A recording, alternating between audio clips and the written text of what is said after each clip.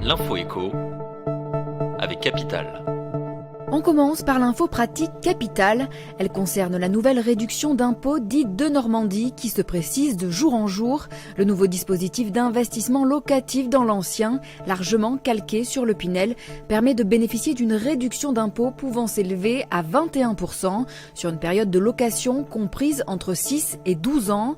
Une condition préalable est toutefois nécessaire. Il faut réaliser de gros travaux. Ceux-ci doivent en effet représenter au moins 25% du coût total de l'opération, achats et travaux compris.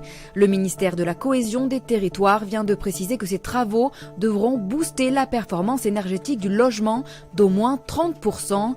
À défaut, ils devront comprendre 2 actes parmi un bouquet de 5 travaux, isolation des combles, des murs ou bien changement de chaudière. Les décrets d'application fixant les villes éligibles au dispositif sont eux attendus dans les prochains jours.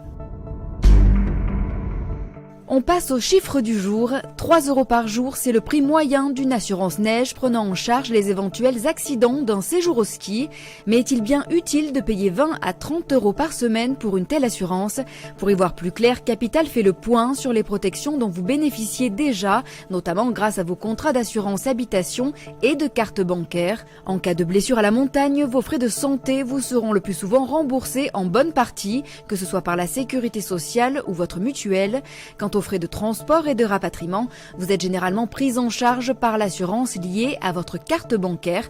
Vérifiez donc bien les modalités de couverture de votre carte. Attention toutefois, si vous êtes adepte du hors-piste par contre, souscrire à une assurance neige peut dans ce cas s'avérer préférable. Le coup de gueule du jour est de nouveau poussé contre les passoires énergétiques. Dans un rapport parlementaire sur la transition écologique, les députés Bénédicte Peyrol et Christophe Bouillon formulent une proposition choc: exclure du marché locatif les biens immobiliers les moins performants du point de vue énergétique. Une idée qui n'est pas sans rappeler la piste du bonus-malus portant sur la fiscalité des bailleurs. Elle avait été imaginée par Nicolas Hulot en 2017 et abandonnée après son départ du gouvernement.